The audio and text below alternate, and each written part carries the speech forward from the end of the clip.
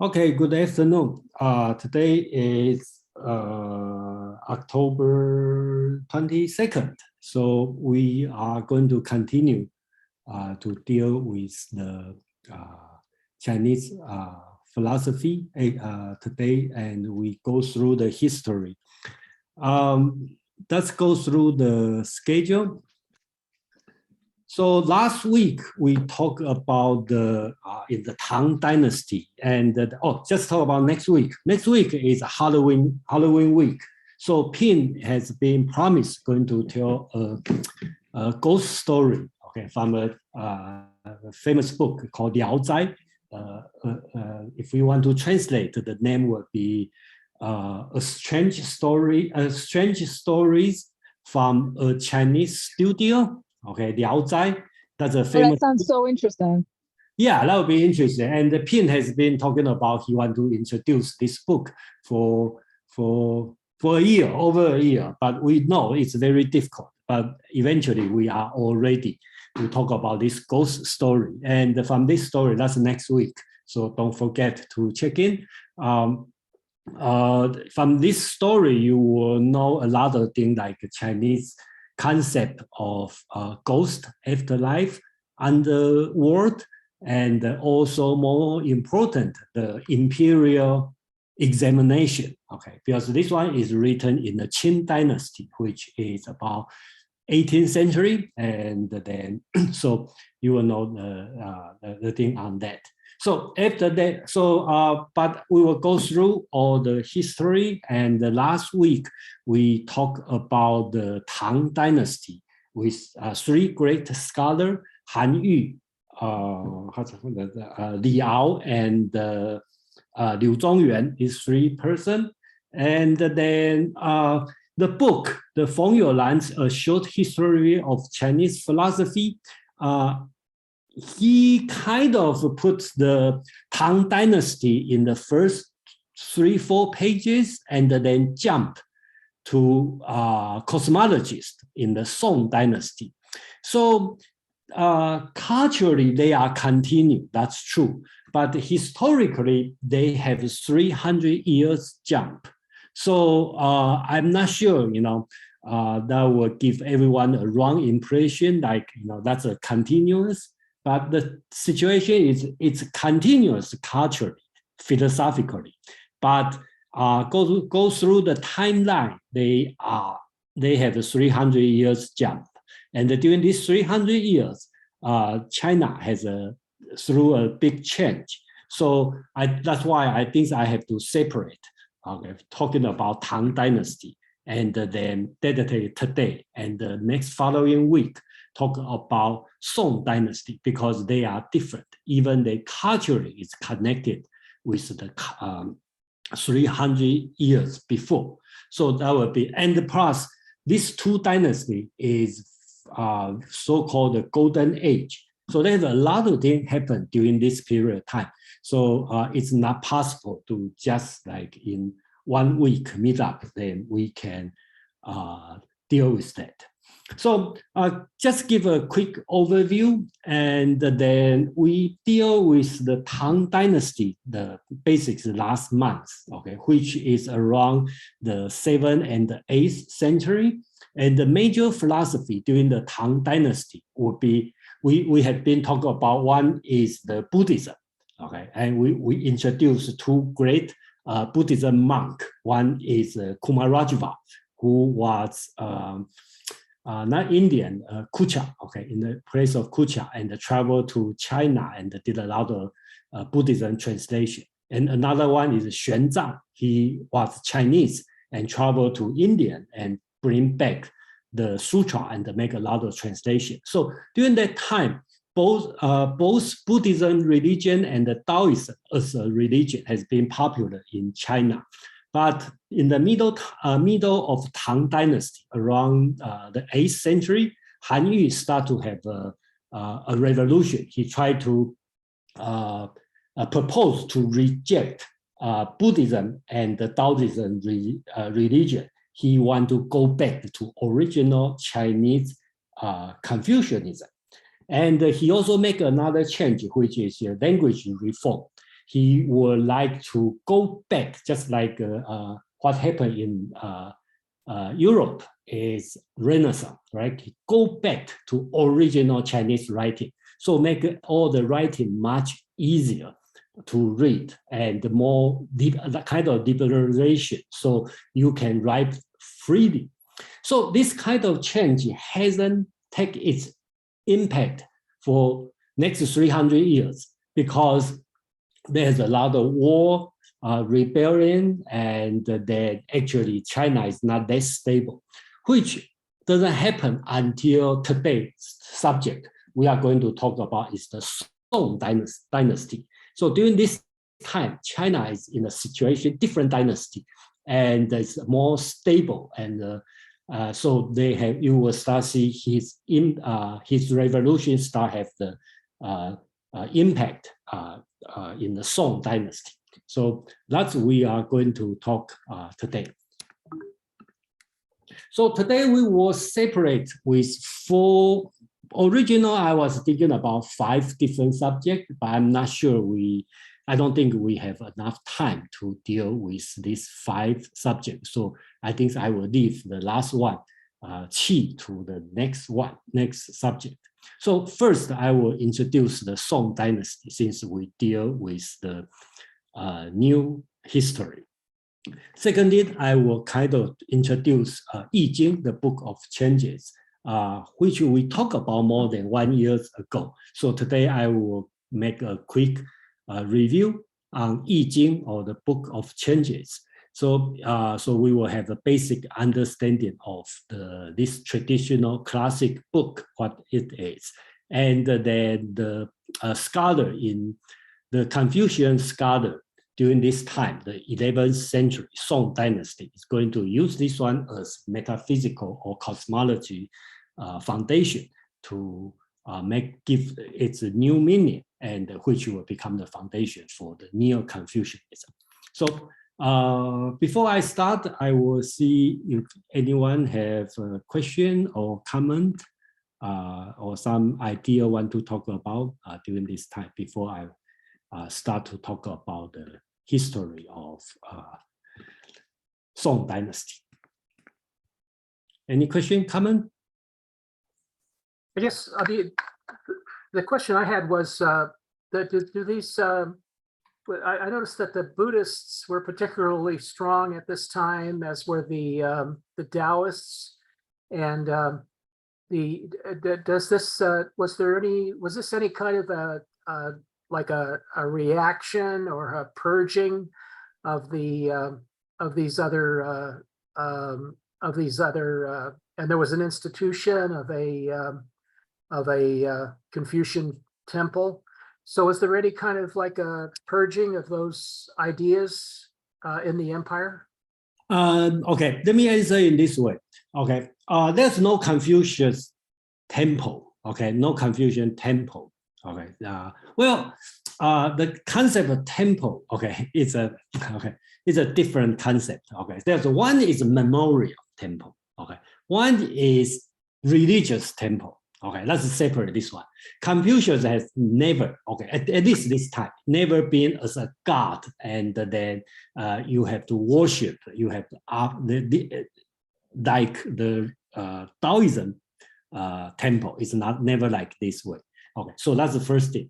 And then during the 8th century, okay, they have the Persian, okay, they have try to remove, okay, destroy, the emperor tried to destroy the Buddhism temple, okay, but it's only happened during a few years, but I introduced last time, only happened a few years, but after he died, and his son kind of restored it. Okay, so it's not really just like Europe. You have the a religious, you know, kind of inquisition, this kind of movement. No, it's never this kind of a scale. Okay, so that's the first thing. And then the reason for the Buddhism purging is first economic, because the emperor want money, because the temple never pay tax. Okay. Number two, he believed the Buddhism teaching will make people the social responsibility, destroy the social responsibility, because you don't work for your family, don't work for your country anymore. So that's number two. Number three is more important, more personal reason, because the emperor himself believed Taoism religion. So he is pursuing immortality. So he thinks Buddhism pursuing the nirvana, which is death, is end. So he kind of doesn't like this idea. So he did, but unfortunately he didn't reach the immortality. He died at the age of 31. So it's pretty non-immortality. So after he died, his son kind of restored it. But Han Yu during the Tang Dynasty, he already made the point, okay, Buddhism and the Taoism religion, especially Buddhism, is not good for the country. But after that, they have the war that is not really happened. And then it will happen during the Song Dynasty, okay? Because you will see during the Song Dynasty, later on, the Buddhism religion and Taoism religion is still popular in China. It's never disappeared. But what they make change is on the academic world. I call it academic world, okay, or political. Okay, they are more go back to Confucianism. Okay, that's today's subject. Okay, thank you, James, for this question. So make my next subject much easier. So, okay. So let's go through and people see this chart for many times, and that we will see here. Okay, so we have. I think I feel great because for stuff from this year, I have to go through 1,500 years of the history. So we talking about the world state. Okay, they have the school, and then that's about 500 years BC. Then we talk about Han Dynasty. If you recall, that's the heaven and the human interaction during the time. Then in the about the 1st century, they have the Confucian Revolution, right? Wang Mang. Okay, they try to go back orthodoxy Confucianism government, but it failed. Then we go to the Eastern Han Dynasty and the Three Kingdoms during this time, and the Jin Dynasty during this time. The religious concept, okay, the Western kind of religious concept still to come out. Okay, so they start to have religious Taoism happen, start to develop. And later on also developed the philosophical Neo-Taoism, which we call Xuanxue during this time. They redo the Taoism, okay? And then it's happened, it's moving to the 5th or 6th century in the Sui and the Tang Dynasty. The Buddhism still to come out. And then right now we are in this period of time, last week we talked about in the Middle Tang Dynasty, because Han Yu, especially Han Yu, is going to make a change because he suggests, okay, Buddhism is not good for our country. So we should go back to Confucianism, okay. His movement, I will not say immediately you see the result, and he didn't really remove Buddhism or Taoism religion from the country. But what he made is a reborn of the Confucianism. And today we call Neo-Confucianism, or sometimes people want to call Daoxue, okay, instead of Xuanxue, okay, for the Neo-Taoism. So that's the difference during this period of time. So let's go quickly on the major thing during this one. It make my job will be very difficult here because this period of time, okay, so-called Chinese Golden Age, there's many things happen. Not only war, they have some people were like happy to talk about the country expansion, the war with foreign country or foreign tribe, the cultural development, the political reform, many things, art, painting, calligraphy, okay, many things happen. So technically we can stay here for years to talk about all different kinds of subjects. So just don't ignore this period of time, okay, Tang Dynasty and the Song Dynasty, because there's many things happen, and I think we will constantly go back to touch on this period of time. But today I like to focus more on the philosophical, and which more focus on the development of Confucianism. Okay, so that's before we go to the historical, before we go to the philosophy, let's talk a little bit on the historical background. Okay, I know I cannot cover all the detail or cannot cover all the so-called important event, but I just pick up the thing I think important. So forgive me if you think something I miss, and you can raise your hand to ask question or make your comment. But just I want to say it's difficult to make a complete list. So just quickly go through. Okay, on the around 600, the Tang Dynasty started. Okay, which is the end of 300, 400 years disunion. Okay, so China became so-called a united country, and the China really enjoy its booming. Okay, the territory is expanding, but until 755, so-called Anlushan Rebellion. Okay, so they make the Chinese to stop. So after that, China is technically is a united state, but the situation is the warlord still to come out. So they have a lot of local warlord, and the country is stabilized, but it's stopped expanding. So during this time, that's why last week we introduced Han Yu, Liu Zongyuan, this scholar. They try to make a movement. First is the language change. Okay, they want to write in more understandable way. Secondly, they try to go back to the Confucianism. Okay, so we will say China, under the Tang Dynasty, become stabilized, but to the another 100 years, 50, 60 years to 874, so-called the Huang Chao Rebellion. Okay, so Huang Chao is a salt smuggler. Okay, so basically his rebellion end the Tang Dynasty. So Tang Dynasty end. Technically, it's not at his hand, but as one of his general, Zhu Wen. Okay, he end Tang Dynasty. Then after that, China is no more one country. So during the period of time, we call it 5 dynasties and the 10 kingdoms period. Okay, only this name, you know the situation. You can imagine the situation, and we don't have to list all the 10 kingdoms and the 5 dynasties because that's during the 100 years. So 5 dynasties. So basically, every 20 years you change your dynasty. You can see the situation is very unstable.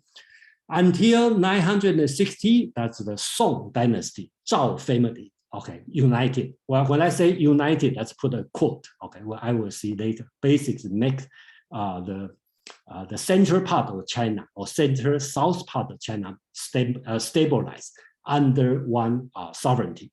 Okay, so we call this period of time Northern Song.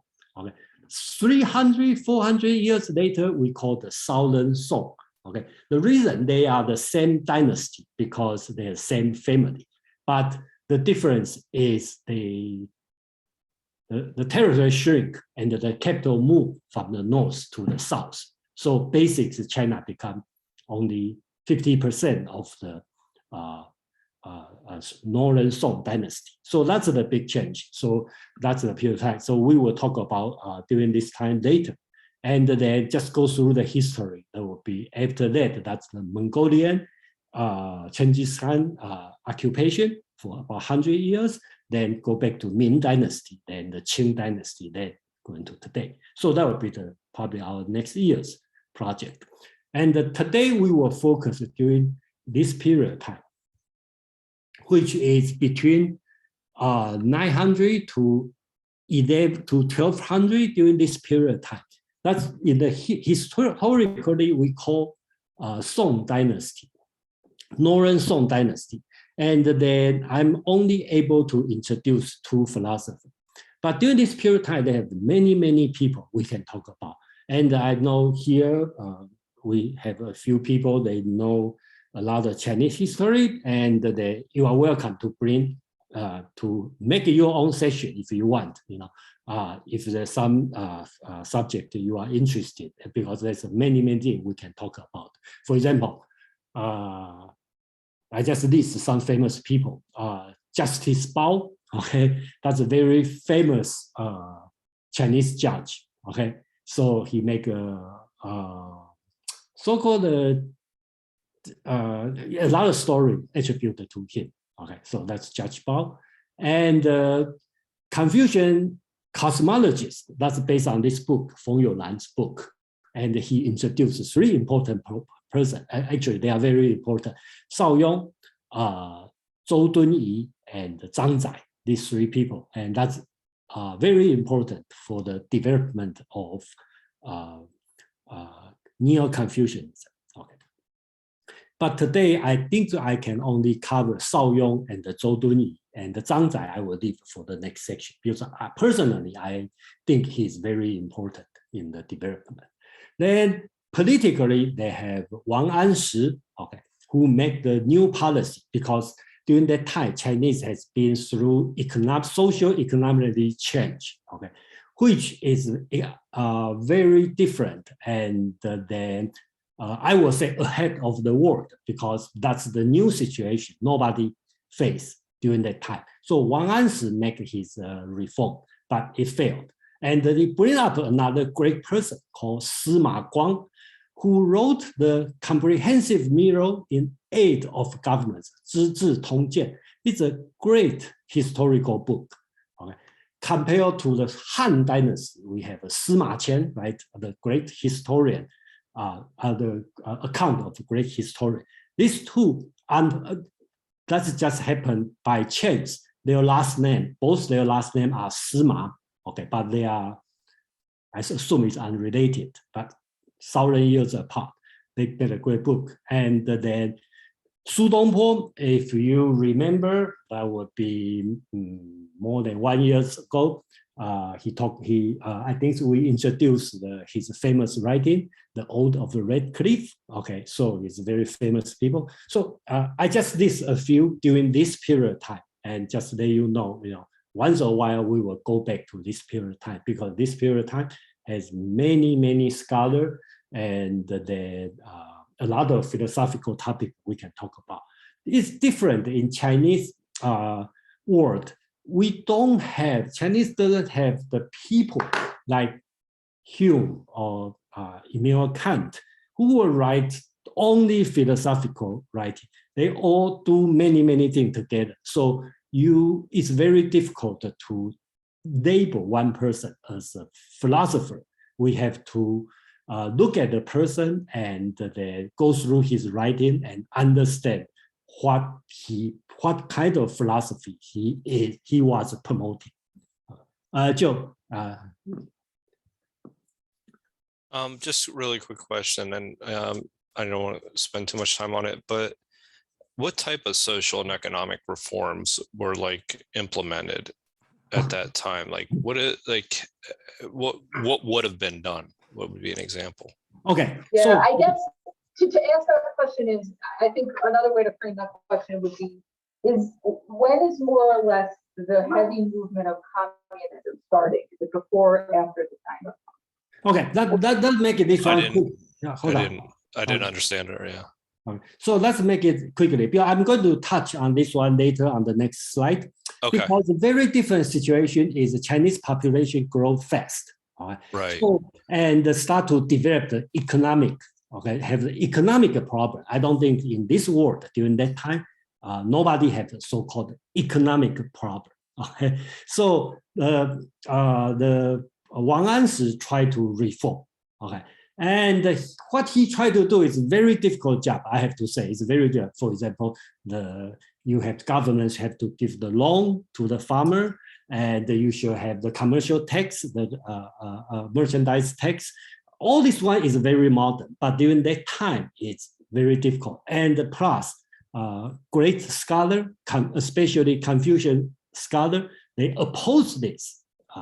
So it caused a lot of political problem. And we have to say the reform actually caused more harm than help. But the idea is great.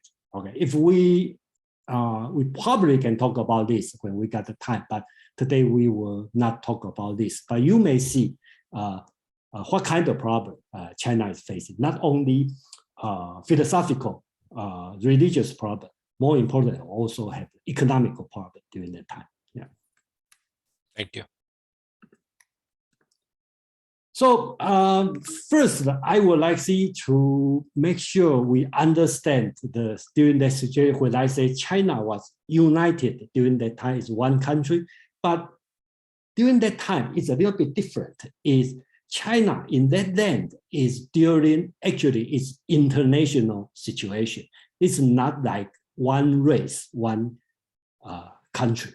Okay, basically we will deal some major dynasty, we call dynasty. So of course, Chinese history, we'll call this period the Song Dynasty. But if you take a global view, Song Dynasty is not the only dynasty exists during that land. There's a multi-dynasty. They coexist together. And then generally they have their own dynasty, and they also have not only they have their own language, they have their own written language. Okay, so their words are different. So it's technically it's international situation. Just today, France and England are use different language. Okay, Italy, Spain are all use different language. Okay, some kind of like this situation, and sometimes have been ignored. Okay, so I think I have to bring this back to the situation. So Song Dynasty basically we call the Han people, and today we say the Chinese people. Then another dynasty is Jin Dynasty. That's on the northeast. Okay, so that would be the people are so-called the Juchen or Manchurian people. Okay, which will become the founder of the Qing Dynasty on the 17th century. Okay, so that's the Jin Dynasty, become the Jin Dynasty, and later on become Qing Dynasty. Another thing on the west side, so-called the Xia Kingdom. Okay, and the people are different. That's a Tangat. Okay, Tangat people. And on the north part, they have the Liao Kingdom, and which sometimes we call Khitan or Cathay. Today, it's the Hong Kong's airline called Cathay Pacific, and Cathay means Liao Kingdom or Khitan. And when I read Voltaire's writing on he talked about China. He didn't call it China. He called it Cathay. Okay, so when you say Cathay, and during the I read the Voltaire's writing, and then Candide, and he talked about meet the people from Cathay. Okay, and he means China. Okay, so during that time, and then more important, more famous, it's the Mongol Empire. Okay, Genghis Khan, and later on his grandson Kublai Khan. Okay, governed China.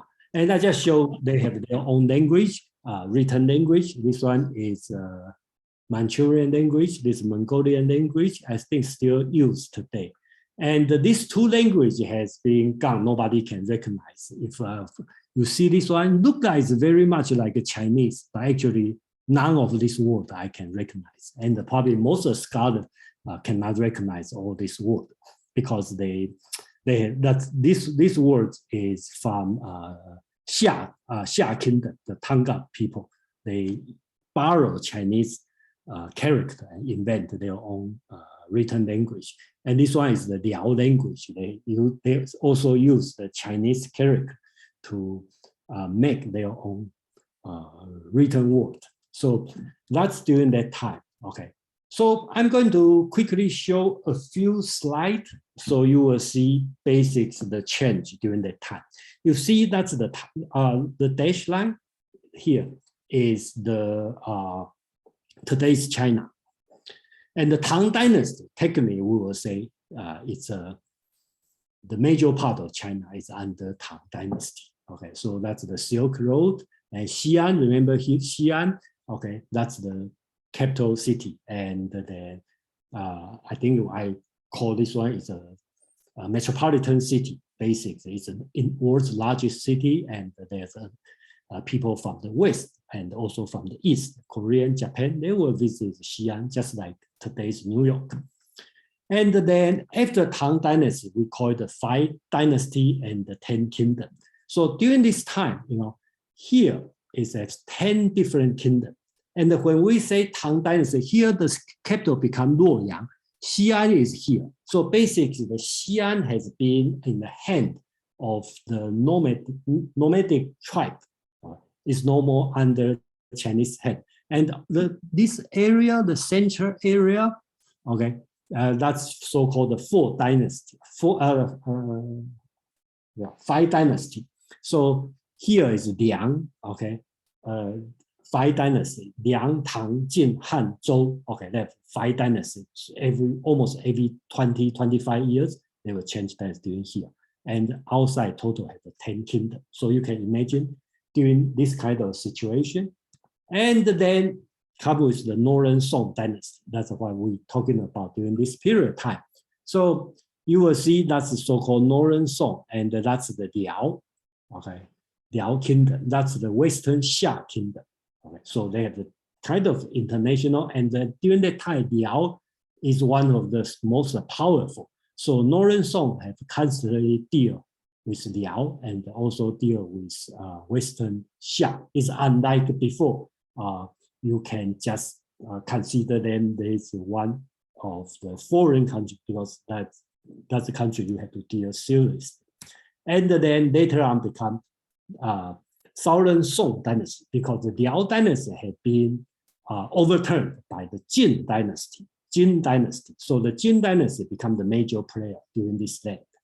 Okay. So Song Dynasty have retreated. So you will see the capital city has been moved from Xi'an, it was here to Luoyang, and then it moved to here. Okay. So basically the capital has been moved from the west to east and right now moved to the south. So that's the Song Dynasty. So during this period of time, so today we are going to talk about during this period of time, about the 11th century. So that's the time. And if you want to ask what's going on in the Western world, and it's easy because in China, we call the Golden Age, and in Europe, that's the Middle Ages, or sometimes you will call Dark Ages. Okay, this is, I cannot find any good thing happen other than crusade. Okay, the first crusade, okay, is on the 11th century. So I think the Pope Urban II, okay, started the first crusade, and you probably know what's going on during this period of time, but China is a totally different situation. So that's the case during the territory change. And then here I'm going to go through some cultural change. And if you have a question or you have a comment about this, you can raise your hand. And before I go to some culture about the Tang Dynasty and the Song Dynasty. And again, about the culture, I cannot go to too much detail. Only thing I can do is just touch the point, and then you have something in your mind, and later we can, well, I mean, in the probably next year or sometime we can talk about this culture, or other people interested to talk about this. Okay, so this one we call China's Golden Age, 2 periods. One is Tang Dynasty, one is Song Dynasty. Tang Dynasty, we kind of introduced last week. Okay, the focus, that's focus on in the Tang and the Song Dynasty. Okay, it's on the Chinese Golden Age. The Tang has a link east to Korean and Japan on the east, and the Silk Road become busy. So basics, you can see the Tang Dynasty. Basic is an expanding culture. Tang culture being expanded. Even Tang received a lot of foreign influence, but basically the influence is outward. Okay, you start to bring the culture to the east, to Japan and Korea, and the west, the technology, basically technology, bring to the Western world. And then I think I read the last time, but I read again. Basic important thing is poetry, calligraphy, landscape painting, philosophy, political thought, historical writing, scientific advances in astronomy, chemistry, medicine, and the production of fine silk, porcelain, and teas all flourish, particularly in the period 7th to 12th century. So that's the Tang Dynasty. And then Song Dynasty, other than continue from the Tang Dynasty, the key difference, the Song Dynasty is stop expanding. Okay, so it start to internal development. So just back to Joe's question, right? So here's the start to develop. The Song Dynasty follow Tang Dynasty, right? And key thing is Song Dynasty start to use paper money. Okay, so that's one of the. So they have the kind of banking system development, and then today's even Chinese drink tea has long history, but the tea culture start to develop during the Song Dynasty, and it's not invented at this time, but being very sophisticated. It's about gunpowder, compass, and the printing, or during the Song Dynasty, and then they have the commercial growth.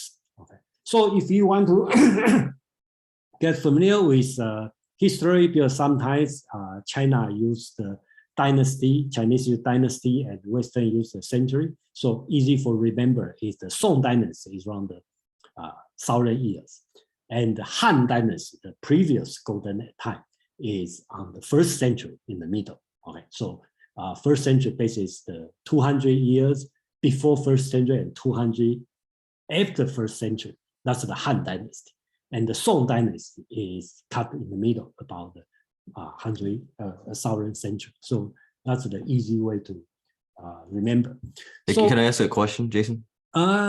Peter, please. Yes, just a quick question about printing press. Okay. I have, some history background, and when it comes to printing press, many people know famously the European 15th century Gutenberg printing press. Mm-hmm. And some people, not as many people, know that printing actually was invented in China in the Song Dynasty, which preceded the Europeans by about 400 years or so. Yeah. So what's the difference between the two printing technologies? I don't know the technology difference, but I know the writing difference is very. Song Dynasty start to, Chinese character, unlike English, you can have the 26 plus another 20 upper lower case. Is enough to do it. And the Chinese have so many characters. So before they have to carve the entire board, right? So you have the entire board, you have to write the entire paragraph in one wood board, and then you can print. And the Song Dynasty, they start to make the change. So they put a lot of Chinese character as an individual, so you can start to put together. So this kind of thing, they start to make the change. But on the technology-wise, I don't know much about the technology. Maybe I would like to say something. You know something? Yeah, please. Okay, so Jason is right. The plot during the Tang Dynasty with what we call xylography, pieces of wood were carved for each page of a book, and that's called xylography, meaning carving the wood in Greek. And in the beginning of Song Dynasty, meaning in the beginning of the 11th century AD, the movable type printing was invented, okay? Precisely what Gutenberg would discover in the 15th century. And the first movable types were in clay in terms of technology. Yeah. Mm-hmm. After that, after the clay and the ceramic or porcelain movable characters, they would shift to metal movable characters. And they also made wood movable characters. And And of course, because of that, more and more books became available, contrary in the past with the xylographic technique. You had to keep the board for many years to protect it. For example, you have a collection about the history of Sima Qian, or you have a collection about the Tao Te Ching or the Confucian classics. Well, you have to keep the wooden board with the xylographic technique, but with the movable type, it's extraordinary, of course. And the interesting thing is that because of a certain snobbish attitude towards the people who were not, who did not pass the imperial exam, it's thanks to a Chinese polymath that we remember the name of the guy who invented the movable type technique, because he was an ordinary worker. And without that Chinese polymath from the Song Dynasty, his name would have been lost to history. Well, what's his name? I forget. I forget also, so I will have to check. Oh, you also forget. Yeah, I the just cannot true think about his name. inventor of the. Yeah, but anyway, he was an ordinary worker. Yeah. And because of that intellectual, his name has been kept for history. Yeah. I just cannot recall the name. Yeah. Okay. Thank you. Yeah. But okay. Thank you for the question. And I know a lot of people probably interested on the printing technology. Can I just ask a question relating to the what Brian just said? What Quan just said. Okay. How was it Gutenberg different conceptually from making movable types? I thought that was a Gutenberg method as well. Well, technically they were quite the same, because they use the movable types and they compose the text, okay? And the composed text with the movable types were placed on the paper, and there was a pressing machine, okay? To press the ink into the paper. So basically, it was quite the same. Yeah, I would say they are the same, but again, the language are different. So I think Chinese face more challenge during this time. And one thing I like to mention, one thing I like to mention here is 2 weeks ago we talked about the journey to the West. Chinese are being very advanced in printing, okay, up to the probably 17th century. And the next week when Pin talk about the ghost story, that's also related to printing technology, because I don't think people in print book to make money and enjoyment. Okay, so let's start from this time to the Ming Dynasty. Chinese probably very advanced. When the Jesuit priest went to China, they are surprised. The books are cheap, okay, because it's readily available because of the technology and the printing, and people start to write for fun and then for entertaining. So I would say that's the difference during this time, but not Jason, I found the name of the inventor, and I think it's worth to mention his name, because he is a person in history. His name is Bi Sheng. Oh, yeah, Bi Sheng, yeah. If you can write in the Bi Sheng, if you can write in the chat, great. Yeah. Okay, thank you. CK, that's the name you want to talk about? I think that was what I was going to say. His name is Bi Sheng, and you have a great memory. Yes. I think his name is Shen Kuo in his Meng Xi Bi Tan. Yeah, Shen Kuo. Yeah, good. Exactly. Shen Kuo. Yeah. Thank you for reminding me. So actually, there's a many scholars. We can talk like Meng Xi Bi Tan. Okay, the technology like Bi Sheng, that's all great invention during this period of time. But please, today we will probably just have time to focus on the Neo-Confucianism development, and then we will talk about this period of time for probably many times, because that's very rich during this period of time. So just back to the original Joe asked the question about the economical reform. So basically, I make the special chart here is about economic development.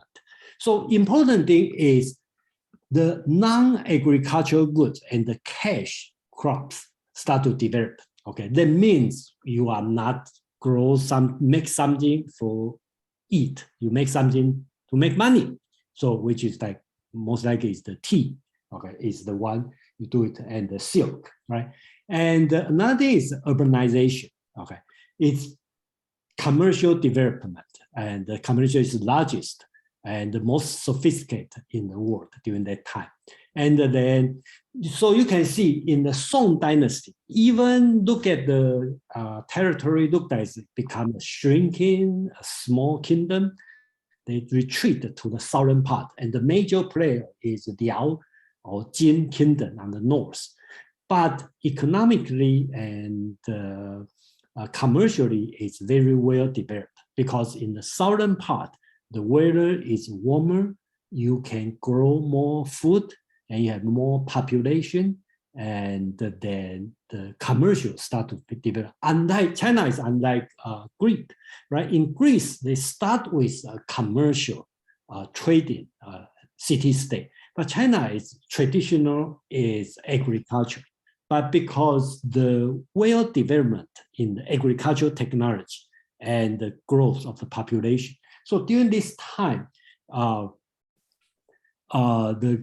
economic growth. So China start to face today's economic problem during that time. That's why we will have we will see they have the economical reform because they have the social issue, they have the financial issue for the government, and so that's why with this one, and we will have the different chance to talk about this in the other section. So I just like to quick to compare, what's going on in the West. We talk about the First Crusade, and I always try to find the philosopher during this time on the Europe, and during this period of time, it's just before Aristotle has been rediscovered, right? So you will see the philosopher, so-called the European philosopher, usually they are Arabian, okay, Avicenna, okay, or like what's that? Averroes, okay, Maimonides, that's the Jews, the 613 laws, okay, Jewish, okay. So basics they are Arabian, okay. So and in the church we have Saint Anselm, if you remember his ontological argument during this period of time. So actually, it's not much to talk about in the Europe, but because that time is kind of end of Dark Ages, and then in China, Chinese call the Golden Ages. So that the great country between these two worlds. So that's the brief, go over on the history. And before we go to the I-Ching, okay, if you have any question, comment. So we are not going to go very detailed on the history background. I just want to give an idea of what's going on during this. Maybe just a small detail, Jason. Yeah, please. You were speaking of the Khitan or the name Cathay coming from Khitan, Khitan, yeah. Yes. The small detail that I would like to say is that the Russian name for China is Kitai. Okay. And Kitai comes from Khitan or Cathay. Okay. Yeah, because at that time, the outside world, just like in Europe, they call China Cathay because that's the most powerful state during that time. And that's how they understand this world. Thank you. Okay, let's go to I-Ching. Okay, so right now I'm going to go through the basic, I will call it the I-Ching or Book of Change, ABC, for the people who has no idea of our I-Ching. I don't mean to go to all the great detail. So I just want to give a brief introduction of I-Ching and the 5 elements.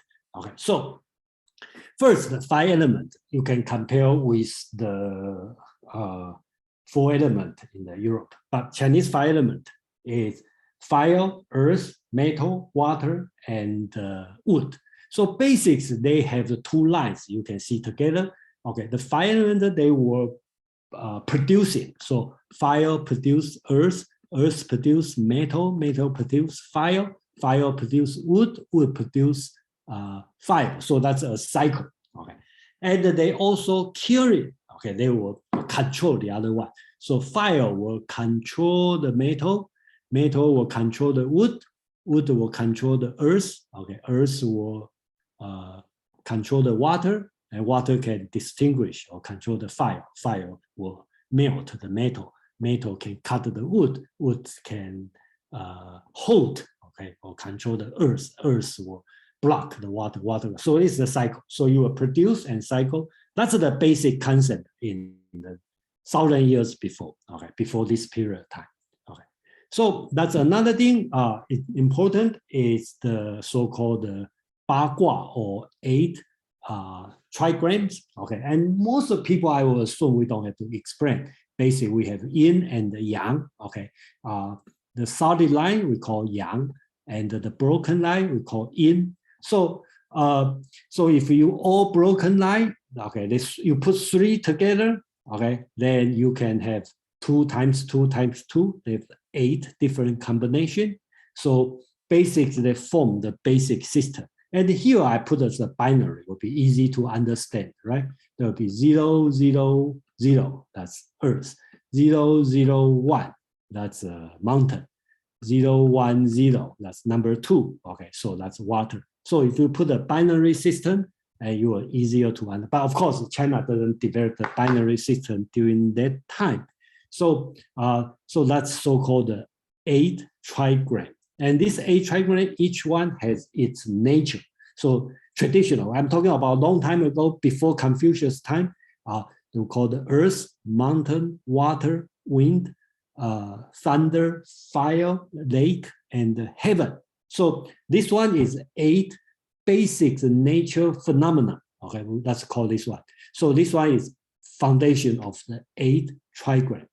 And if you put 8 and 8 together, they become 64. So the whole book of I-Ching, of the book of change, is lay out this 64 so-called gua. And since they have the 6 line, we call the hexagram. Okay, so they have the 64 hexagram or 64 gua put together. So the whole book, I talk about the book of changes, the one Confucius will read, okay, 2,500 years, 500 BC or before. Okay, that's the book will talk about this. So they have the different combination. And for example, you can put a fire on the top, water on the bottom, and they give different meaning on that. And they have talked about this. So is anybody have a hands up or no? It was I. Oh, yeah. I was just wondering if there's any yin and yang kind of logic that follows the 64, or is it the, or in any, are we supposed to keep track of the yin and yang in the 64 hexagrams? Okay, that's a good question, and I don't know. Okay, and they do have some logic here, but that's I'm going to talk about in the Song Dynasty. I'm not sure what kind of logic they are using during the old time. I talk about 500 BC. Okay, so basically you can see that the 3. Actually, there are a few concepts has been around for a long time. One is the 5 element. One is the book of change, which is the 64. Hexagram, okay, that all people know. Yin and the yang also something people know, okay. So yin and yang will, the different combination yin and yang will form the 64 hexagram. And another thing is called qi, okay. Okay, all these concepts are flowing around. People know this one. And then what I'm going to introduce in this section later on, today's main subject, so-called the cosmologist. That's just answer, James, your question. How does this yin, yang, and the 5 element put together with this one together? And later on develop, become the fundamental, metaphysical fundamental fundamental of the Confucianism. Okay. So I think that's the big project they are doing. But of course, when they are doing it, they don't know, okay, they are making this kind of Neo-Confucianism project. They just do something they think they need to do. Okay, that's I believe. Okay. Okay, so let me go back to this one for quick review on the I-Ching Book of Change. I'm going to make it easy, okay, for about, let's say, 10 minutes, then let's go through I-Ching. So, okay. So since we have the 64, okay, then remember there's the 64 different combination. And if you going through, then they have the, just like James' question. This one is yang, yin, yin, yang, yang, yang, right? This one is yang, yang, yin, yang, yin, yin. Okay, so the different combination. So they give the name. Okay, so this one called the 9 at the beginning. Since it's yin, they call it 6, and the yang, they call it 9. I don't know why. Okay, okay, but that's traditional called this way. So this one will call 9 at 4th because in the position 4, 1, 2, 3, 4, and it's yang called 9, 4. So each single line we call it yao. So we have a 64 hexagram, and we have a 6 yao on each one. So total will have 384 yao. So that's the book about. So each line, they have the comment on that. So if you go through the Book of Change, basically they have is 64, let's assume 64 chapter. Each one is, which is not exactly correct, but I would call it, let's call it 64 chapter. For each one, they have this kind of symbol. And then first, they make a judgment, okay, so-called the judgment. So they talk about what's the meaning of this chapter. Okay, so for example, this one, I use the example called 大壮, the strong power of the great. So the judgment is statement, the strong power of the great, you will be advantageous and to be firm and correct. That's 大壮力争. Okay. Even in Chinese, it's difficult to understand, but basically that's the word. And they have something called 团. Okay, so 团 is another statement. So they have to describe what's the meaning of this one. Then they call the image 象. Okay, they also describe. For example, this one so say the thunder is above the heaven. 君子, they start give some moral meaning. Okay, 君子. Okay, the moral man doesn't act without following ritual. Okay, so somebody said, some people say that's a Confucius comment, but we don't know. But basically, they have this kind of comment. So they have the definition meaning, they have the metaphysical meaning, and they have the moral meaning on that, and they all tied together. And you can go more detail because remember the strong power of the great. Only this chapter. Then they have the common general description of this chapter or this squad. And then go break down on every single line, or you want to call yao. Okay, so everyone, they have the comment. For example, this one, because it's called the 9 at the bottom, and they have the word called undivided, show its subject manifesting its strength in the toe, because on the bottom they call it toe. Advance leads to evil, most certainly. Okay, so they have this kind of statement. And then go to the second line, they have the different kind of statement. So go on, and then, so you will go each one. So basics, that's the Book of Change. If you want to see, without talking about the meaning, but basics, that's the book, the ancient book, exists before Confucius' time. Because I think in Confucius' analect, he also answered one student's question, and he quote, okay, in the I-Ching, okay, the Book of Change on that. So that's the book exists on that. And what we were going to see today is going to see the scholar in the Song Dynasty is going to give the new meaning or new interpretation of the Book of Changes. So that's the main subject today. So before I move on, then question, I just hope we don't have to go to too detail and on the Book of Change, but I hope you will get a brief idea what is Book of Changes and what is I-Ching.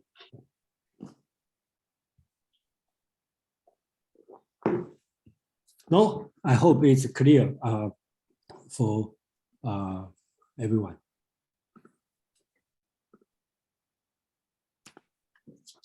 Okay, so we are going to introduce three scholars in the Northern Song Dynasty, and which are based on the book from Feng Youlan, the short history of Chinese philosophy.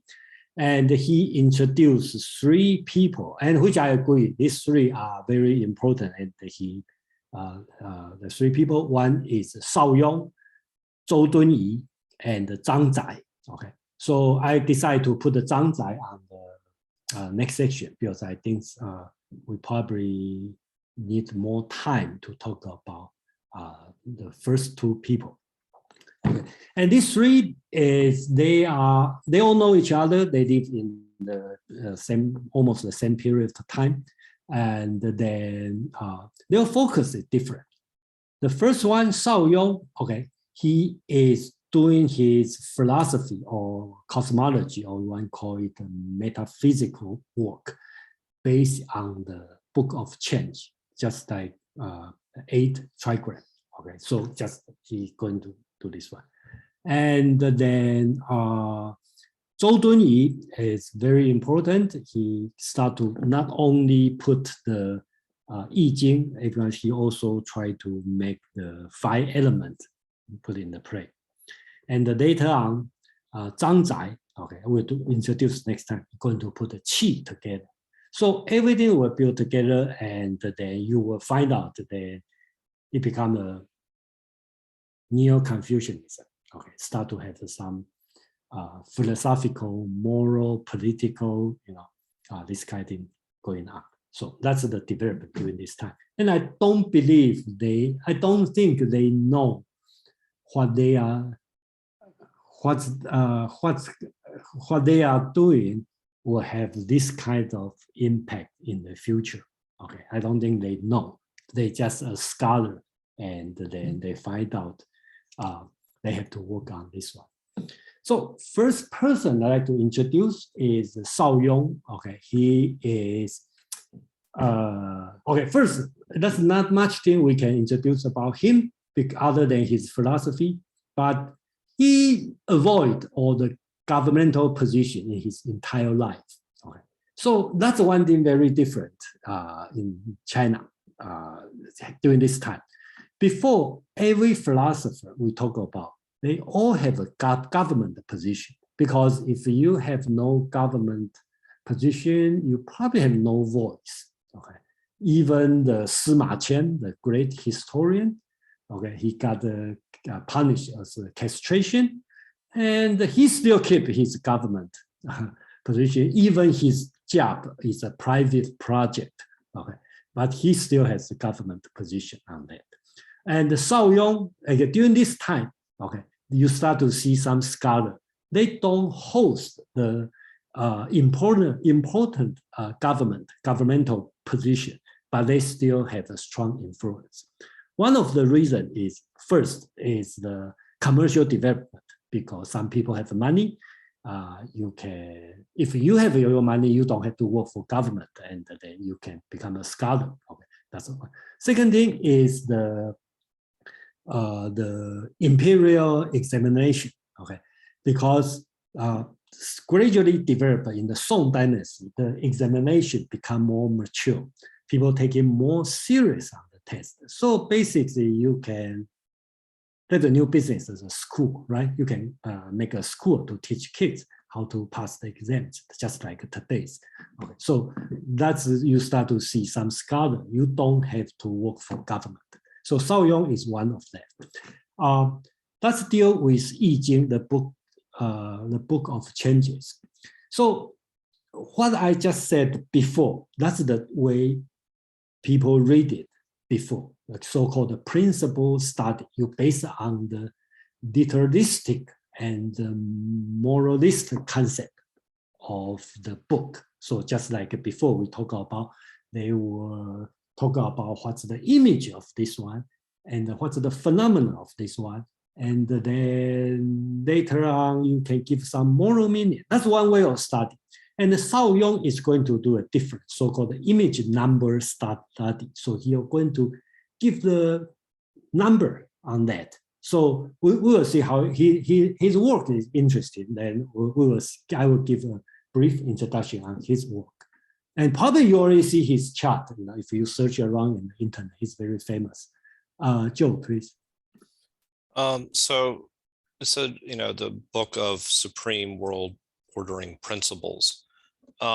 Is it when it says that, is it supreme world ordering principles to what? Confucianism? No. Is it okay? Let's talk about the universe. Okay. Oh, okay. All right. Okay. I thought it was like kind of some. All right. I thought he competed with Confucius. No. Okay. All right. No. Thank you. They are all Confucians. They are Confucian. That's correct. I think we know. Okay. If you read the Analect or even Mencius, okay, they talk about many things. But if you compare during the same time in Greek, right, the lack of metaphysical foundation. What they talk about is just talk about you should do this. Okay, that's the right thing, that's the wrong thing, but probably lack of the metaphysical foundation. Okay, that's a big difference. And then I find out this kind of foundation start to develop during this period of time. It's kind of like reverse development. In the Han Dynasty, they have something developed, but I think it's very primary. Okay, because the only thing they talk about is the human and earth interaction. So kind of like, you know, mystical. That's it. Not much going to the detail. So you will see the development, especially Shaoyong, his development during this period of time. And then, so even because personally, I attend just probably 6 months ago, they have in the Bay Area, they have about I-Ching. Okay, they talk about this year. Okay, what's going on this year? Kind of to predict on this one. And the attendee usually is the Bay Area Chinese. I think most of them from Taiwan. They are, well, you know, high-tech programmer, engineer, and attend this one. I don't know what most of people believe, but you know, and what they talk about is Shaoyong's theory. Okay, so if we call it superstitious, yes, it is. If you talk about philosophy, yes, it is philosophy. It's a definition, yes, kind of definition, but you know, you can make your own call. Okay, and like 梅花艺术, okay, that's even today people are talking about this, and I don't know about this much. Okay, I just heard the name. Then treaty on the concept. So I think that's the book. Okay, you are talking about. I'm going to introduce this book. Okay, in a few slides.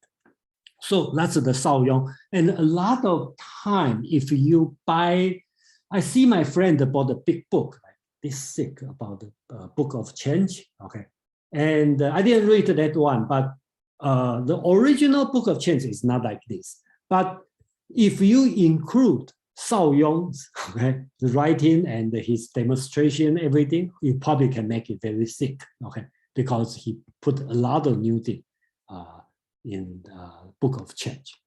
So one thing is here is about the, I think that's the book he is talking about. Basically, he talking about, just 1 minute. Okay, yeah. He talking about the supreme ultimate, so-called Tai Chi. Okay, I think everybody see this symbol. So he start to method, so-called the method of doubling.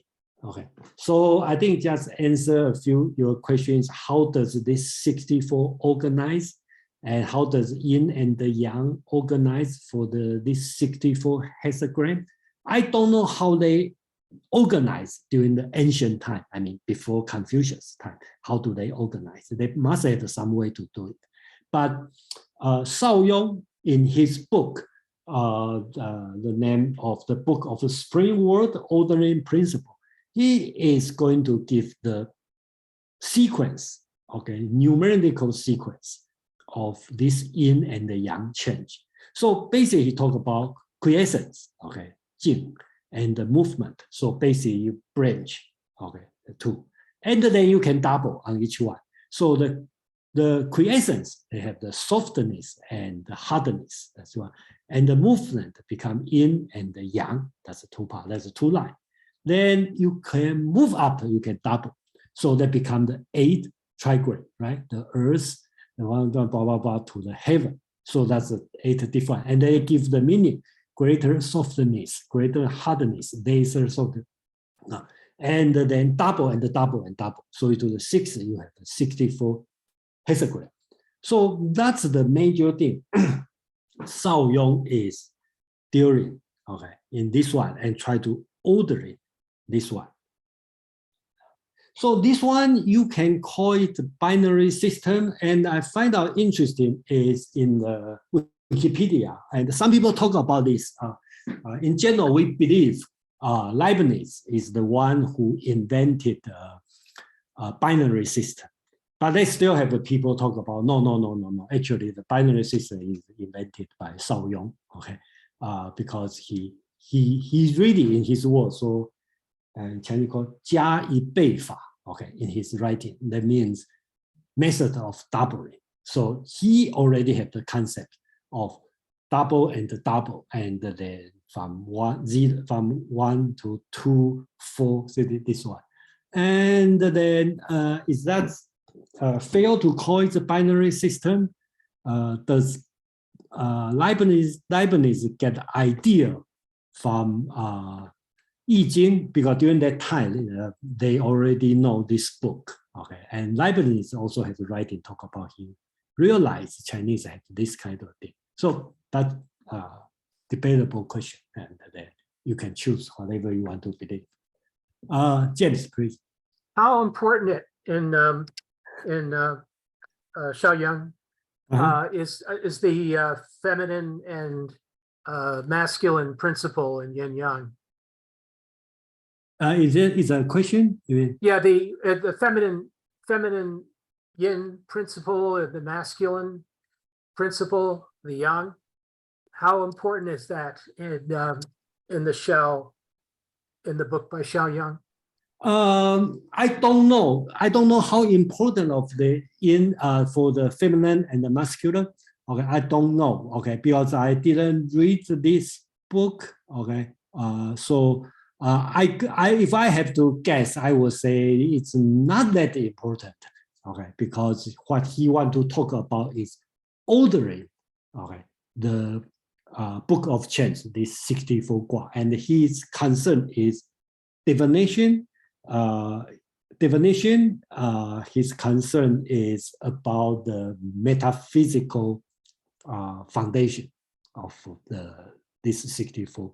We need to remember, okay, they are the Chinese during this time. They are different than the people in Europe. People in Europe, even as old as Plato and Aristotle, they all know geometry. They all know this math very well, right? And I think Chinese probably lack of this kind of thing. So I read in the Han Dynasty, they try to resolve the algebra question, you know, and then I can see how smart they are, and I can see what kind of struggle they are facing. So I feel like they're using this one to replace what in the Western world have the geometry. You can, you know, play on that. You know, that's just my thought. You know, so that's why I would say. And later on, when Shaoyong talked about number, and you will see what kind of person he is. So he lay out, and then I don't think we need to go through this one. So you put the 64 Gua in the circle and in the center. And then I think his purpose is try to use this tool to explain everything in this world, what's going on, okay, which has been lack in the Confucianism teaching. Even in the Taoism, they talk about this, but not very technical. And that's the only tool, okay, they can use and to explain so-called principle. What's behind it? How does this work? Why summer is hot, winter is cold, and then they have the calendar. You need to explain, but without sophisticated geometry and geometric knowledge and arithmetic, they probably have to use this one to explain or to understand.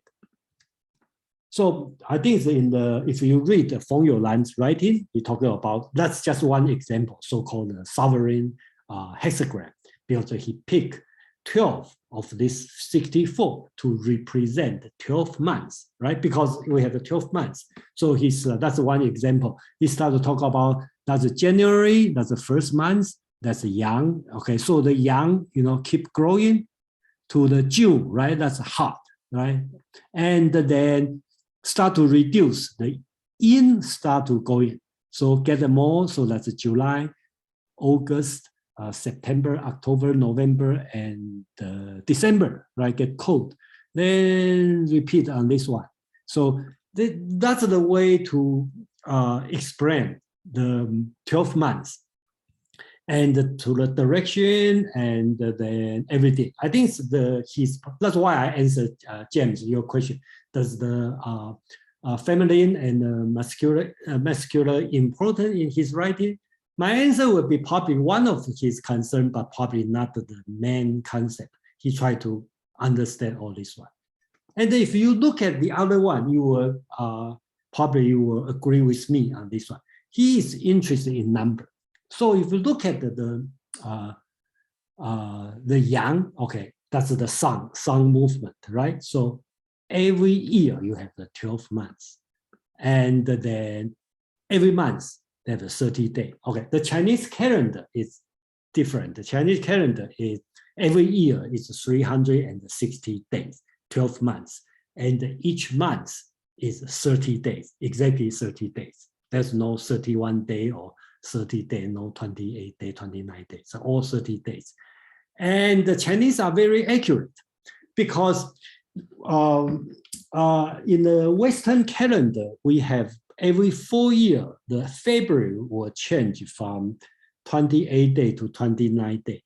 Chinese used to so-called the leap months. Sometimes they will repeat a month. So after January, you January again. Okay, so the repeat months. So every 19 years have 7 years is leap year. That means leap months. There's one more month. So the leap year have 13 months instead of 12 months. So every 19 years have 7 leap years. So that's how it works. So again, back to the yin and the yang. So yin is 30 days, yang is 12 months. So 30 and 12 become the magic number you have to deal with. So basically, we call 1 shi is 30 years. That's yin, that's yang, right? That's yin, right? And because the day is 1, that's yang. And then shi times 30, that's 30 years. Then you times 12 again, that's so-called yun. Okay, that's 360 years. And then you go to 30 yun, that'd be hui. Okay, that's 10,800 years. And then yuan is 12. Hui, okay, that's 600 years. So that's the year. So I believe probably not everybody pay attention on that. If you read the Journey to the West, okay, the monkey story, okay, the very first chapter on the very first line, okay, how they started. They started on the heaven and the earth. They have 120,600 years we call 1 yuan, and 1 yuan have 12 hui, that's talking about, and the 12 hui is 子丑寅卯, which we talk about the 12 zodiac, okay, and this one, but each zodiac is 10,800 years, okay. So you will see in the Ming Dynasty, a few hundred years later, they follow this tradition, and this one is created by Shaoyong. He do this number. So big question would be, why he doing this, right? And what's the benefit of this? my understanding is this kind of work, you probably see doesn't, probably not really meaningful, not scientific, not philosophy, but I think this kind of thing open or expand Chinese mind. People start to think about long term and expand the space. So you will see the later Confucian scholar, they start to talk about big thing, not just limit on my family, my country, my this one. They start to talk about so-called 宇宙, the universe. And the definition is the unlimited space and unlimited time. This kind of concept start to build it. So that's the contribution of Shaoyong. And one thing we can compare is Pythagoras. Okay, unfortunately, Pythagoras happened much earlier than this one.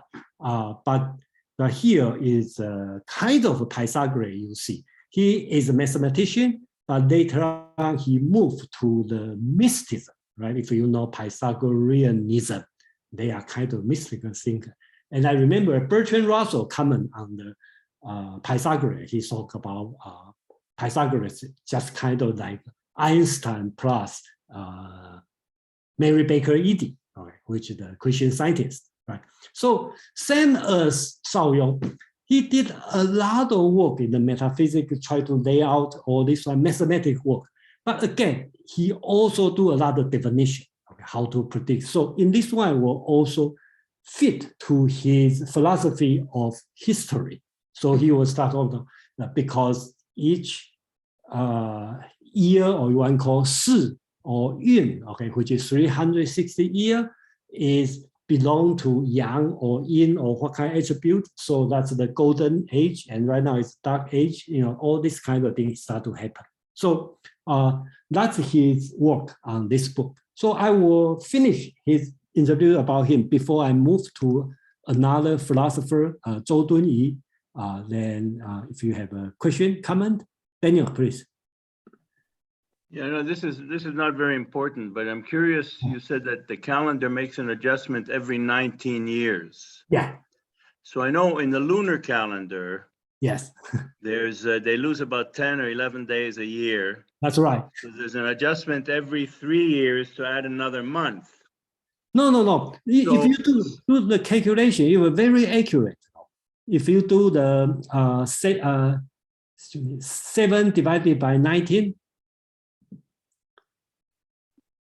Yeah. Okay. It's close. Yeah. Yeah, very close. Actually, more accurate than the Western calendar. I did the math before, because if you know, in the Western calendar, every 4 years you have to add one more day, but on every 100 years you don't add that day, right? Right. You have to readjust. Okay, and then Chinese lunar calendar with this 7 years every 19 years, probably more accurate than the Western calendar. Yeah. So you add how many? You add a month every 19 years? No. You add 7 months every 19 years. Okay, got it. Yeah, Got it, 7 right? months. Okay, yeah. Yeah, that you makes can do sense. your Okay. math. You know, I didn't do this time, but I did when I was young, and it's very accurate. It's surprising. I didn't know that it's 7 months. Yeah, sorry. Okay, got it. Yeah. Okay. If you are interested, you do the math. It's very interesting, you know. Absolutely, and I don't know how they figure out, you know. Okay, but probably, thank you. Probably because the long history of calendar, and the Chinese have a good habit to keep records on everything. So just like English, Englishmen, they keep records on everything, and then turn out they figure out, you know, what's the routine. Okay, so let's move to another person. Look like we are doing good on that. 5 elements, Zhou Dunyi. Zhou Dunyi is important, and I will because not only himself, also his friend Zhang Zai, I'm going to introduce next week. And then Zhang Zai's cousin has 2 sons, Chen Hao and Chen Yi. They are Zhou Dunyi's student. So his 2 students become the 2 schools of Neo-Confucianism. Okay, 2 brothers, they become different way. Okay, but they all both of them are Neo-Confucian scholar, very important. So Zhou Dunyi, you will see how he do it. Okay, so I just briefly, he born as a scholar official family, and then I think his father died early. His uncle, what's his name, Zheng Xiang, okay, introduced him to do the government position, and he is not very good in the test, so he didn't pass the highest degree, the 进士, okay, for the test, but he's okay, okay. But in the 55 years old, he found so-called the Lianxi Academy. I don't know if it's the first one or not, but basically that's one of the very famous school. And I have the picture here. I believe that's the restoration, and I don't know during that time it's this size or not, but at least it's a very famous academy and a lot of students there. And then that's they are doing Zhou Dunyi. So I'm going to show this one in let me see. Okay, so I'm going to show this one. I think most of the people, if you are interested, I think long time ago people asking about this picture. Okay, about this. That's very famous on his writing, so-called 太极图说. Okay, if you want to translate, it's an explanation of the diagram of the spring ultimate. Okay, let's take a few steps to explain this one. So basics at the beginning, so-called, is different than Shaoyong is talking about. Shaoyong is talking about at the beginning, he talked about is Taiji. Okay, Taiji is kind of how to say it? Yin and yang all mixed together. And if you remember in the 4th century in the Neo-Taoism or 玄学, when the philosopher talk about the origin of the world, the universe, they talk about the origin is emptiness, it's empty. Okay, so everything is emptiness now. And this Song scholar, they don't talk about this. They start to talk about different things. So for example, in this one, Zhou Dunyi, he's talking about the Wuji and the Taiji, which means the ultimate this and the spring ultimate Taiji. Okay, so in today's world, I think the better way we can understand is at that time, there's no such thing as being and the non-being. Being is non-being. So that's the first step I labor on this one. That's the first step. And he really drew this picture. Okay, that's famous. And he really drew this picture to explain. You don't see a lot of drawing in the classic Chinese writing. He started to draw this kind of thing together. And the step 2 would be, he called it the movement, right? From the yang and the yin, okay, so become a movement and the quiescence, right? Jing and the dong, quiescence and movement, similar to Shaoyong is talking about. And the step number 3, the yin and the yang will start to build the 5 elements. So the 5 elements start to produce each other, okay? And then number 4, start to talk about Qian and Kun, which is heaven. Here I talk about Qian is the heaven. And then we talk about the muscular and the feminine, okay? The heaven will become the muscular, this kind of element. And the Kun is feminine. And after this, then yin and the yang, 5 element, and the muscular and feminine will go through, and everything will produce this way. So he has writing on this one. I just have to translate, and I think I copy from Feng Youlan's translation, and then he has writing about to explain this chart. Okay, so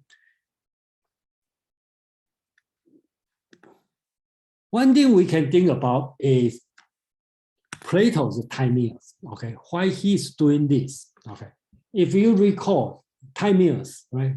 Plato is talking about similar situation, but it's just 1500 years earlier. Okay, Chinese never talk about this kind of thing. Okay, but Plato talked about this thing long time ago.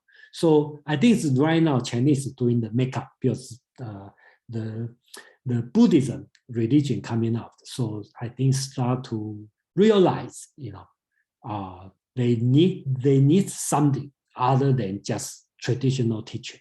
That's why Zhou Dunyi start to make this chart, try to explain this one. Just like a Timaeus, Plato is talking about the fire is from the 4 triangle, air is the 8 triangle, then water, then earth, and they can change each other.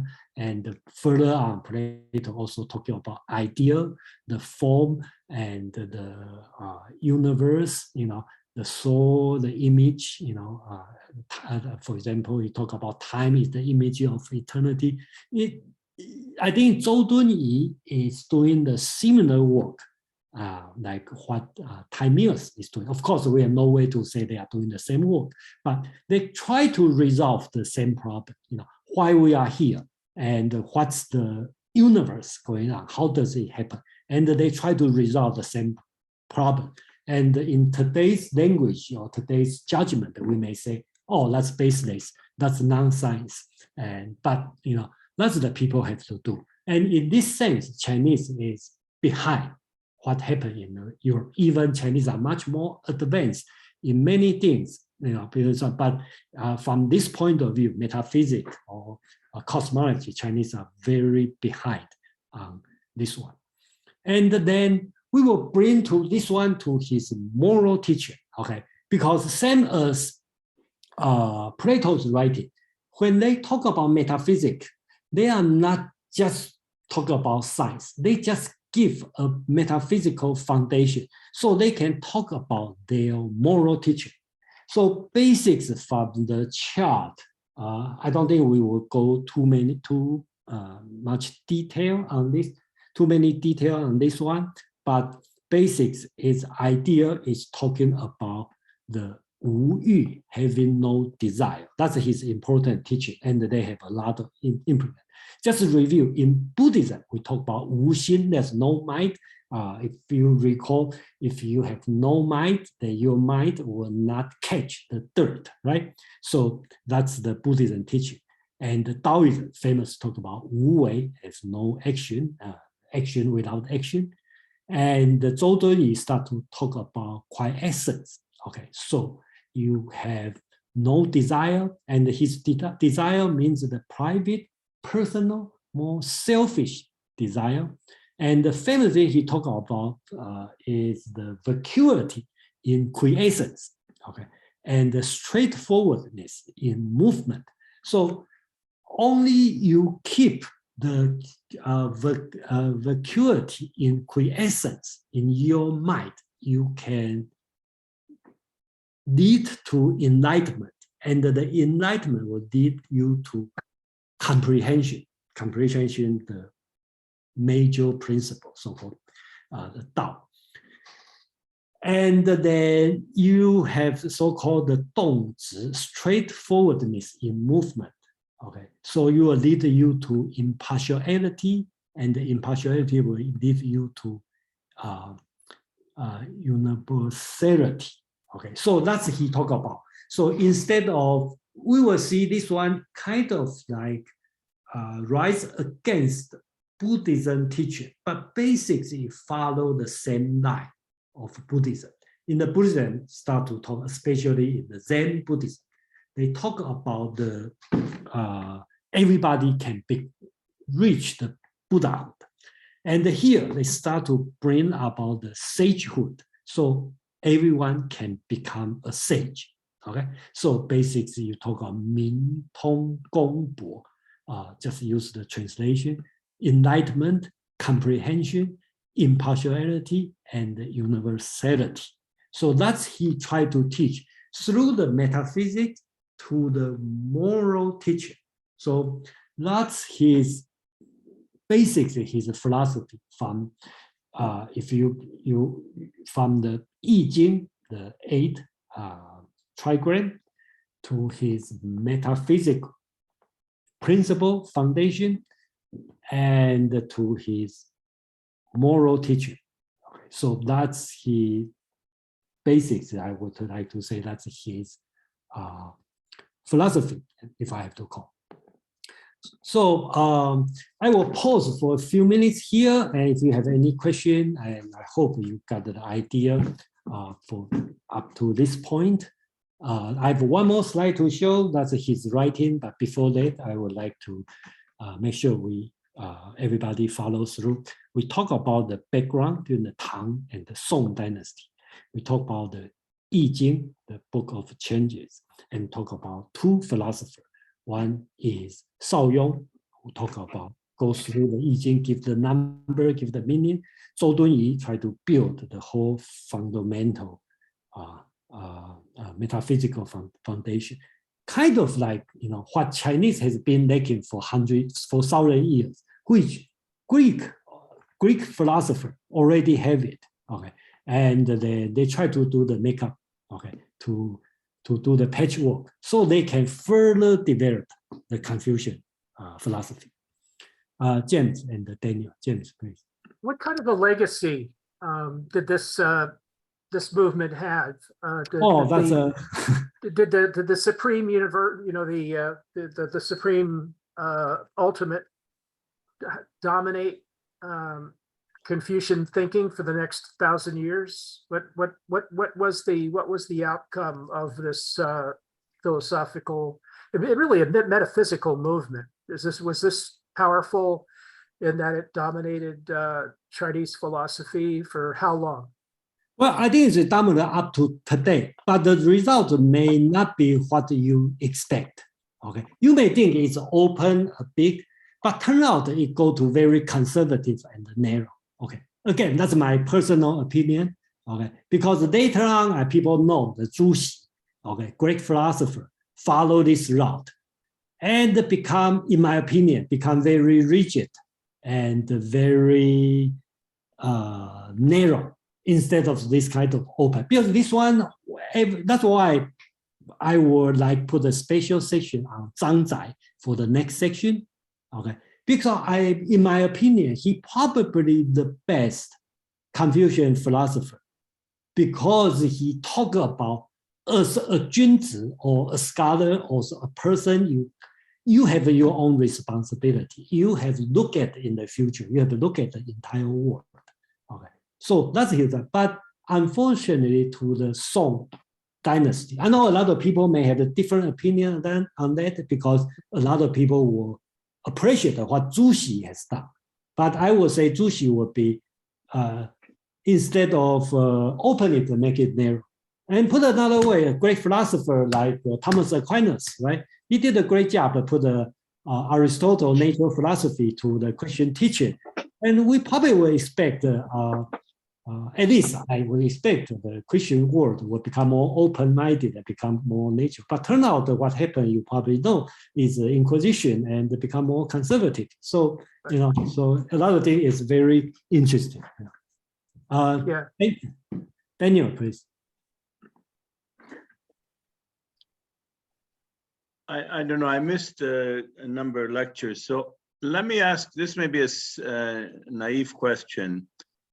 What is the fundamental issues between Confucianism and Taoism and Buddhism? I mean, why should there be a conflict? Okay. There's nothing that they preach that you know, should get in somebody's hair or face. You know, you look at, you know, other religions, well, this is our prophet, this is our God, you know, but what are they preaching that should make somebody insecure or upset, or, you know, or a major conflict? Okay, thank you, Daniel. And I don't think your question is naive. I think it's a very big question, so we cannot answer immediately. But let me give a quick hint on this one, right? So the difference, Confucianism, Taoism, and Buddhism, right? Confucianism focusing on today's work and then your effort, right, to achieve this world. Taoism kind of like a hermit. You try to stay away, enjoy yourself, and everything follow the nature. And Buddhism is more talking about the other world, right? You talk about you emptiness. You talk about depend on which school. Okay, so it's more on the religious side. They not exactly heaven and hell, but basics. They have this kind of concept. Why they cannot exist together? I think they exist together today. Okay, unlike Muslim and Christian cannot exist together, even they kind of talk about same God. And in this way, Chinese has been let them exist together up to today. But that's just brief answer, but there's no correct answer. So, Jason, what is the source of the conflict? What is the? I can give you source of a conflict, right? Okay, okay. So Buddhism and let's say Buddhism and Confucianism's conflict is here, right? Buddhism is talking about achieve something after death, okay? Or this one. Confucius is talking about achieve what you can do in this world. That's the conflict, right? If you want to say, okay. And Taoism and Confucius also have a conflict, right? Taoism and Confucius' conflict is Taoism.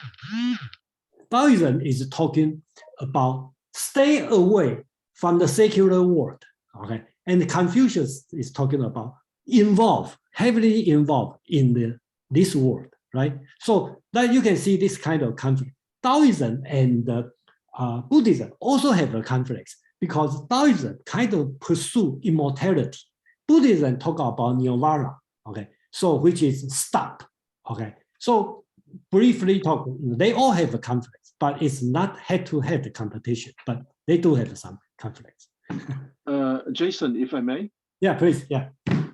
I would say that those people had a very good encounter if we limit ourselves to the philosophical and intellectual dimension, okay? Because when the Taoists and the Buddhists were in the south of China, for example, in the mountain of Lushan, was probably one of the most marvelous encounters between two different intellectual and philosophical traditions. And I would say that you talk about the Lianxi Academy? Exactly. But okay.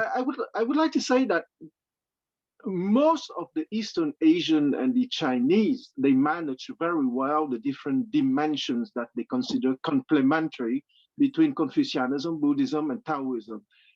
The conflict in my mind is much more in the historical dimension, okay? Because let's not forget that we were in China, okay?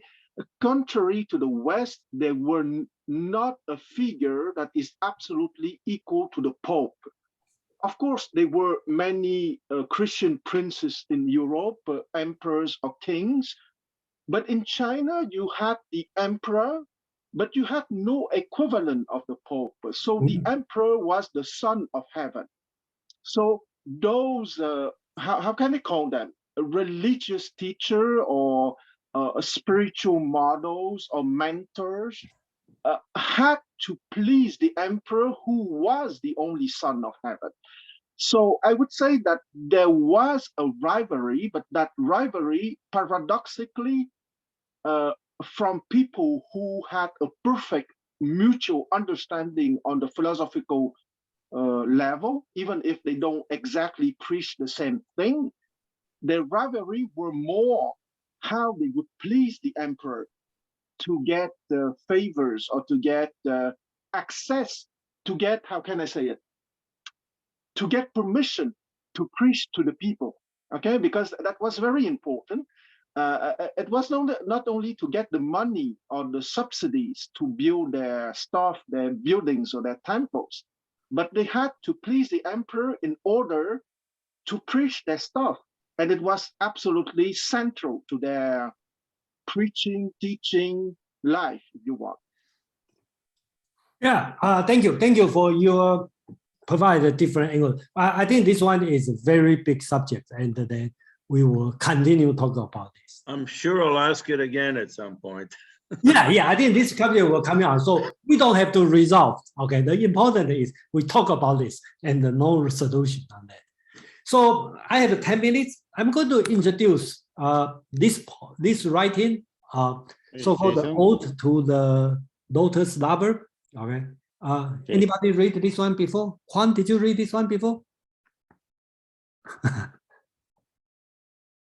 No? Okay. Okay, so this one is written by Zhou Dunyi. Okay, I read this one when I was young, and I don't know Zhou Dunyi's philosophy. I only know he's one Confucian scholar, and then I think, oh, come on, that's just another way to talk about promote Confucianism. So, but after knowing the some of his philosophy, and I reread this one, I find out it makes sense a lot. It's a lot of philosophical background. Again, Chinese hardly write philosophical essays, okay? And they usually write something, okay? Like this one, talk about the Ode of the Lotus Lover. And then we will see how he described this one. So let me introduce the flower. He wants to talk about lotus. And here we don't see much lotus, but in Asia, you will see the lotus usually grow on the pond on this picture, right? And the water usually is very dirty. And the root is under the mud, very dirty. But the flower is beautiful. That's the lotus, or you want to call it water lily. Okay, that's what we talk about. And then this flower, sometimes you see, okay, here is a chrysanthemum, okay, it's called a chrysanthemum, right? That's the one, I think about a few months ago, when Pin talked about the Taoism utopia, okay, the Tao Yuanmin in the Jin dynasty, which is around 300-400 century, 4th century, Jin dynasty. He's a hermit, okay? So he is talking about this kind of flower. And this flower called the peony, right? Peony could be equivalent to in the today's rose, okay? It's difficult to take care, beautiful, huge, red, you know. So it's popular. Okay.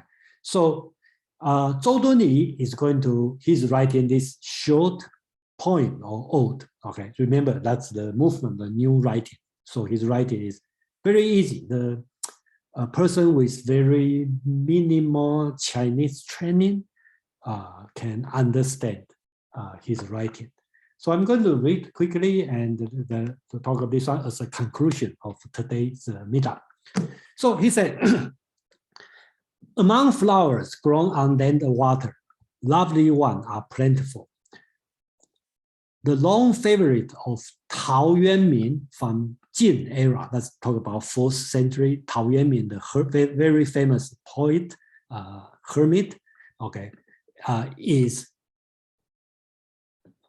chrysanthemum. Okay, so he has a famous talk about he loved this one. It's easy to grow and survive in the winter.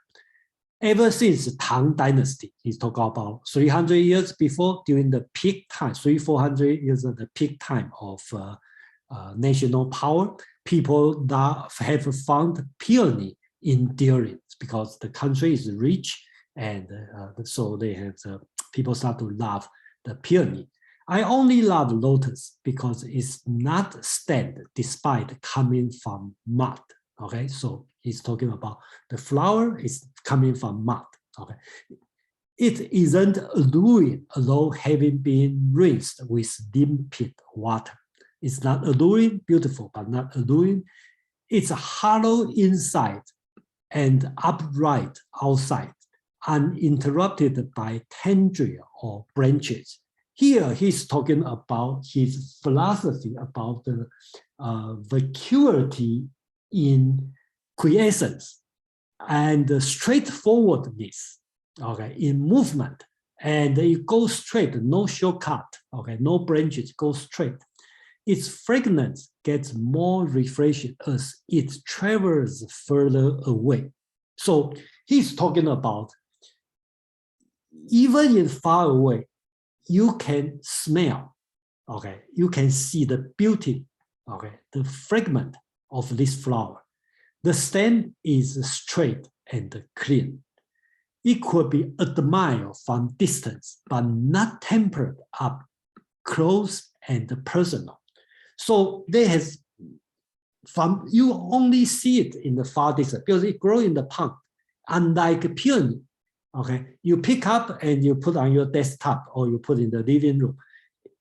This water lily, you only see it far away, but you cannot touch or play around, only see it from distance.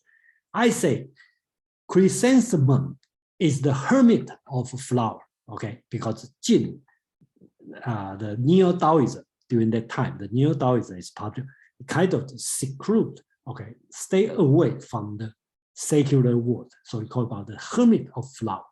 Peony is the rich of flowers because in the Tang Dynasty, and the lotus is Junzi or the gentleman of flower. Okay, so here he tie his metaphysical and his moral teaching to the nature, and then he bring back to the Confucians talking about the Junzi. So all this feature of this flower, the lotus or water lily, is the feature of Junzi or gentleman.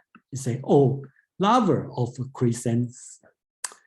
chrysanthemum are rarely found since Tao. So even Tao, Tao is not Tao, it's Tao, that means Tao Yuanmin in the Jin dynasty. He talked about today, we don't see much of hermit or the people stay away from the political world or something.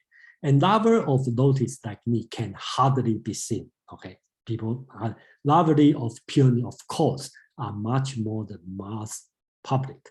So in this short paragraph, he is talking about his philosophy, his metaphor, and bring up the three flowers. And I think that's a great and simple writing. And then I would like to use this one as a conclusion for today.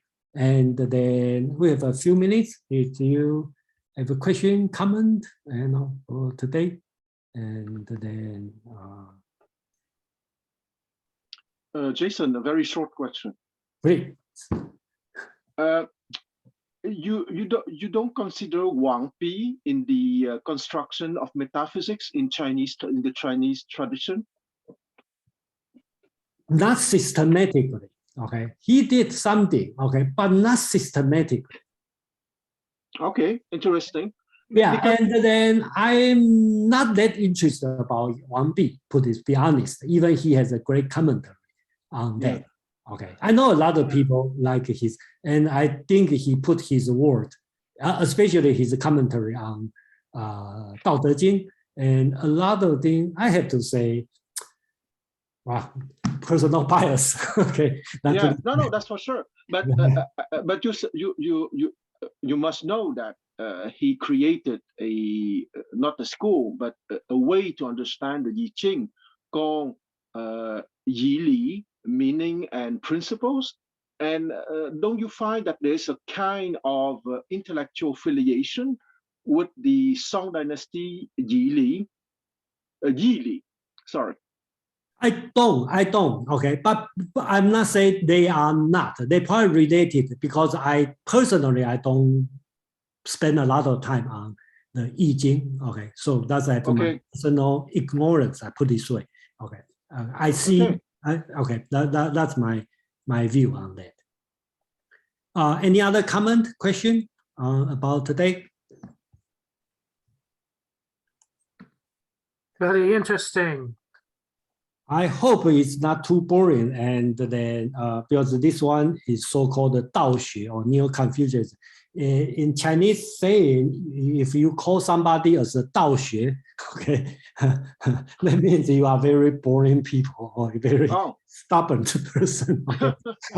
So it's not a good philosophy to talk. And don't call me Dao Xue. I'll be very angry. That means my speech is very boring and nonsense. So No, at least I understand this way. Okay, so that's why I think next week we talk about ghost stories. So there will be more fun on that. And after you see the ghost story, if you find out it's not serious enough, then we go back to Zhang Zai, another Dao Xue or Neo-Confucianism. We can talk about his which I consider he is a great Neo-Confucian scholar. I like the idea of time opening up in the. I think that's important, and then because.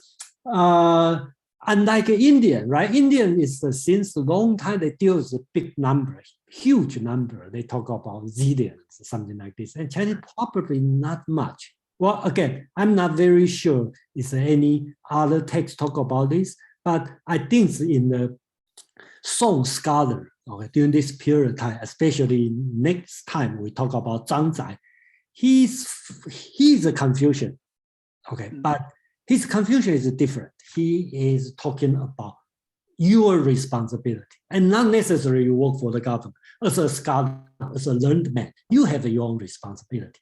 And his words are being constantly quoted by the Asian leader, okay, especially dictators would like to quote his word because they have, so I don't have to say who. Okay. And even Chiang Kai-shek has a famous talking, and I believe he borrowed from him. So, Kevin, please.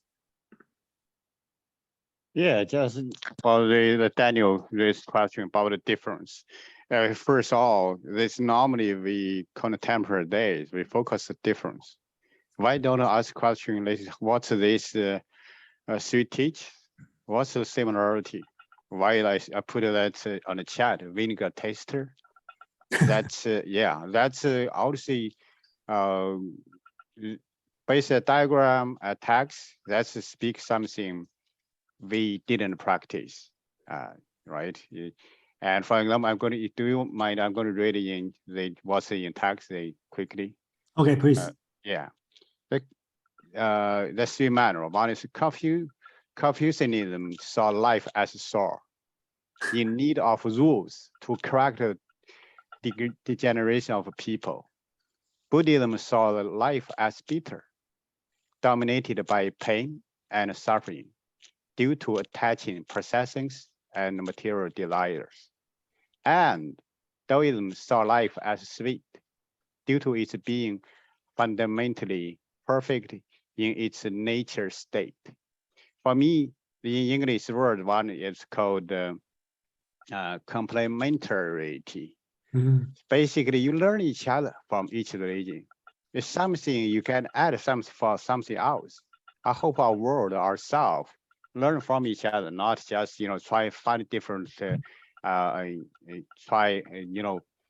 compete leadership, or have to be something better than over somebody else or someone else. Thank you. All right, thank you, Kevin. Karen, please. Thank you again for your presentation. It wasn't boring, it was fascinating, and I really like the parallel with the Greek metaphysics. But I have a very, tangential question. I'm really fascinated by the calendar that you sketched out, the Chinese calendar. How did they divide the day? Did they also have they didn't have 24 hours, did they? Or 12 so-called 时辰, 12. Remember we have the 12 zodiac, 12 yeah. Okay, so that's the 12. So basics, they go through from the 1 o'clock, today's time, 1 o'clock as the first one, okay, and go through every 2 hours. So whenever I translate the Chinese writing, they say 2 time to 时辰, I will times 2, become 4 hours. So okay. Okay. Yeah, I thought 12 might show up again, but yeah, it's 12. It's 12. Okay, it's 12. Okay, so last word, comment? Well, it was very interesting because it was not easy to present those philosophers. Yes, I agree with that. Okay, thank you very much. And then I take it. It's difficult. I have to say it's very difficult. Yeah, and I think Kwang said that I understand. Because you read Chinese, you know it's hard. And thank you everyone to listen. And I believe very few fall asleep. That's a great job because I even will fall asleep when I listen to this. So so anyway, thank you. And the next week, join the ghost story, and then let's enjoy the Halloween. I have your mind out about this. And then remember, the ghost story, you will learn a lot of Confucianism, the Neo-Confucianism, how they do tests, how this is important, and how does the Confucian bureaucratic system has been built after this time. So okay, so see you next week and have a nice weekend, and thank you everyone. Bye-bye. Take care, Jason.